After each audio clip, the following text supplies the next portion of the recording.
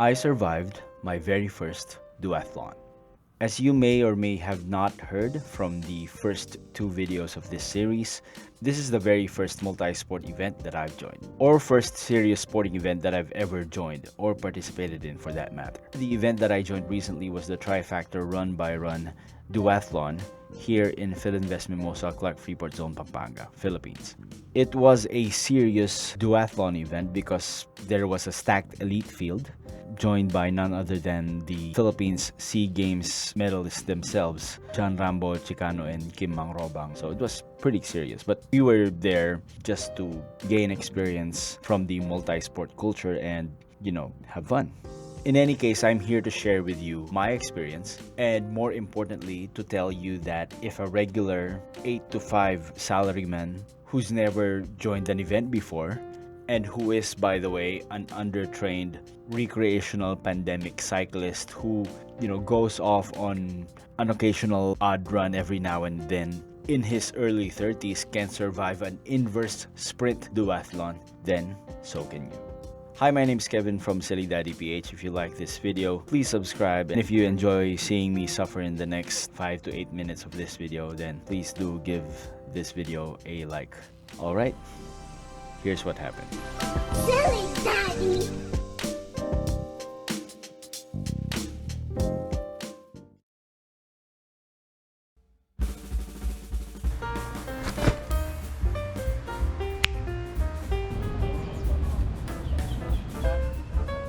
Alright, race fever here at Cycles and Brew. We're a few hours left actually. It's currently 4 in the afternoon, so we're 12 hours before the event. Let's go claim our kit.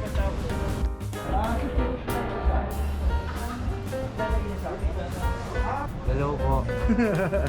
Okay, Kevin Montalvo, 351.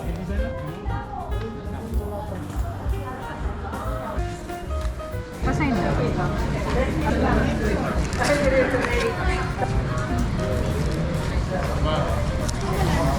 Sticker, sir. Okay. Liquid t-shirt. Alright, thank you. Tapos time and chip. Sir, sa left ankle. Left ankle. facing out. Okay. It's time to carbo load.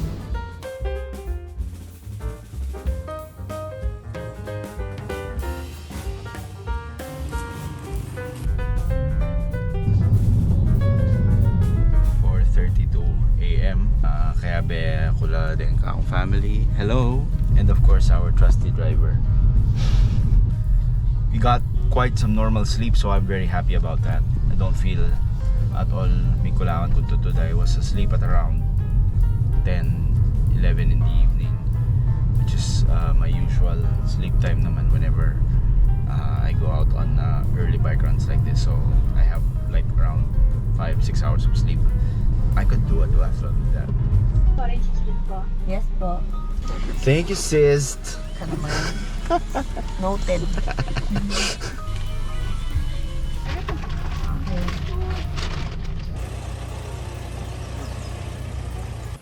When we arrived in Mimosa, I realized that this is one of those events that indicate that we're slowly getting back to normal. This pandemic put a hold on events like this, and now we have them again, and it's just a huge relief to not be crippled by fear of COVID. It was a great turnout. We have over 400 participants here today, and with several family members, friends, and staff on looking, we may have over 1,000 people in attendance. Alright, now on to the pre-race stuff. So when we arrived, the transition area was already open. Now for those not familiar, the transition area is the area where you transition, literally, between sports. In the case of a duathlon, we transition from running to cycling and then running back again. Ano yung ginagawa ng mga mabibilis? Doon tayo sa bandang mabagal. Alright, Ebe tayo cycling chef, ayan. Now, a couple of rules to take note of in the transition area. You cannot ride your bike in it. Also, during transition, you cannot touch your bike without wearing your helmet and buckling it in first. So not doing so might lead into a penalty. Prior to this event, I actually never practiced transitioning. I just watched a lot of YouTube videos covering this topic, and I suggest that you do the same. For me, since my goal was just to finish the race, I didn't worry how long I was going to spend in transition. I just made sure that my helmet was in plain view so that I will remember to wear it first. I also changed my laces to elastic ones. So these ones I got from Shopee for around 40 to 50 pesos. So these are a good investment if you don't want to faff around and tie your laces in transition.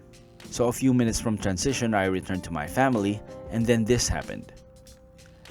Now this is the most important and crucial part of my pre-race preparation. What you see right here is a bottle of Badass Max Fuel carbohydrate delivery drink. No, they're not sponsoring me, but I was advised to drink a bottle of this before the race so that I'm stocked up with carbs for the first leg and then just refuel during the bike portion. But of course, kidding aside, it'd be great to have your friends and family over to support you, especially on your very first multi-sport event or any other event for that matter. If you can convince them to wake up early and join you during your race, that'll be a great mental boost. Now let's talk about the race strategy. So the inverse sprint duathlon consists of 3 legs: a 2.5-kilometer run, a 20-kilometer bike, and then a 5-kilometer run at the end. The 2 key things that formed my strategy in joining this inverse sprint duathlon are P and P. Those 2 P's are patience and pacing. Now my goal for this race was to finish in under 2 hours. I know I could do that if I could pace myself and be patient. If I could do 20 minutes on the first 2.5-kilometer run and then spend an hour on the bike and then 40 minutes on the last 5-kilometer run, transitions included, then I could do it under 2 hours. To help me do this, I got a Garmin Forerunner 55 to help me monitor my pace and my heart rate. This was very important to me since then I was able to monitor whether I was going too hard or not doing the effort too hard enough, or if I was too relaxed and I could push myself even harder. When I transitioned from the run to the bike, my heart rate really got me worried, as I was hitting 160 beats per minute. This was supposed to be my heart rate when I was working hard, but I was already hitting it early in the race. I told myself it might have been the adrenaline and excitement, so I tried to relax and recover during this phase, which I don't think I was really able to do because I was averaging 35 to 40 kilometers per hour early on the bike leg. But I guess, again, this was okay since the first part of the bike ride was a descent. Now onto the hard part of the bike leg segment, which was the Esitex to Pader or the wall segment. This is a rolling terrain with not a lot of tree coverage and topping off with a hill climb at the end. I was very lucky as we have a lot of experience in this part of the course since I live nearby, but I knew I still had to be patient and pace myself as we still had a 5-kilometer run afterwards. Lucky for me, I got into a group with a guy on a TT bike who was leading us. He was number 401. So shout out, sir, and kudos to you for carrying us through this grueling part of the race. I actually told him that I was willing to swap places with him so that we could cut through the wind together, but he insisted that he was going to pace himself and then just stay behind and stay relaxed at the back.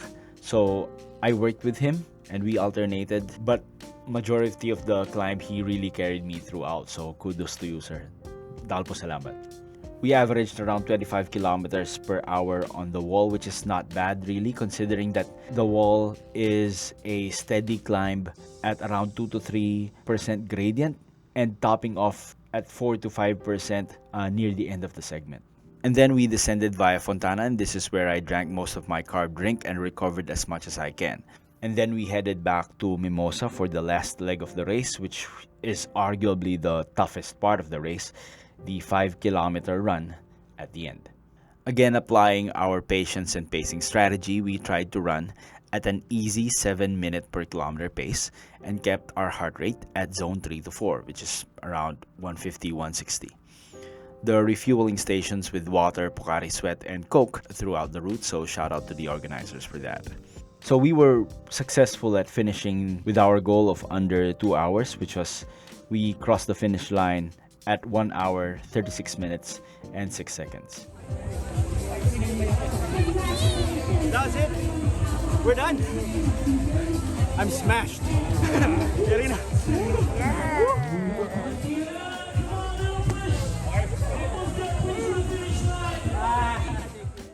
That really actually surprised me finishing at that time.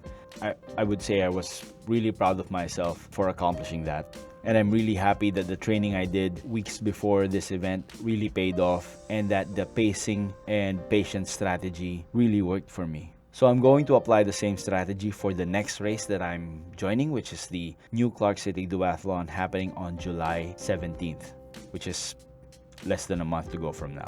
I have a few final words for those beginners who are interested in joining their very first duathlon. So your first goal would be just to finish the race. You don't want to aim for a podium finish for the very first multi-sport event that you're going to join. You just want to be a finisher. What you want to do on your first race is to gain the much needed experience so that you can smash all your personal bests on the next race. And then the second goal for me during this race was to simply have fun.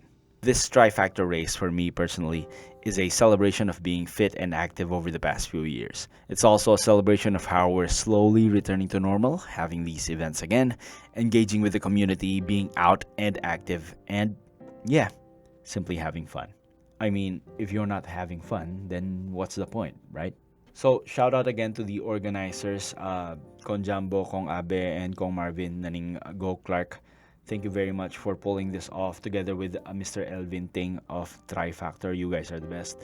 Shout out mo rin kang Coach Melvin Fausto and kang Miss Mitch Atsuru Park for the race advice and the fueling advice that you gave me prior to the race. They were really game-changing for me and it helped a lot, on my strategy and how well I did during this race. Also, a huge shout out to my friend Kevin Altes Photography for the shots that were in this video, as well as kang kuya ng Nika kang Terence Remolyo. Shout out and congrats kang Judy mo rin, kang wife na who joined the duathlon with me. Of course, thank you to my family for the undying support and to my friends, especially the Patak Club riding team. Special mention goes out to Lodi, Attorney Israel Forto, for lending me his bike rack so that I was able to transport the bike from home to the venue safely without any hitches. So, daka salamat, Lods. Luesca. And of course, John Mark Santos for helping me with this video. He's in the back. Again, if you're interested in more content like this, I would really love it if you'd subscribe to my channel and please like this video because it helps out a lot. Let me know if you have any other tips for the beginners who are watching this video, so please leave a comment down below for them. Actually, for us, my goal for the NCC Duathlon is to do better. Let me know how I'd be able to achieve that with training and proper nutrition. So if you have any tips for me or for the other beginners who would be, joining their first ever duathlons, please leave a comment. Alright, so thank you for joining me in this first ever duathlon race, and I'll hope to see you again in the next one.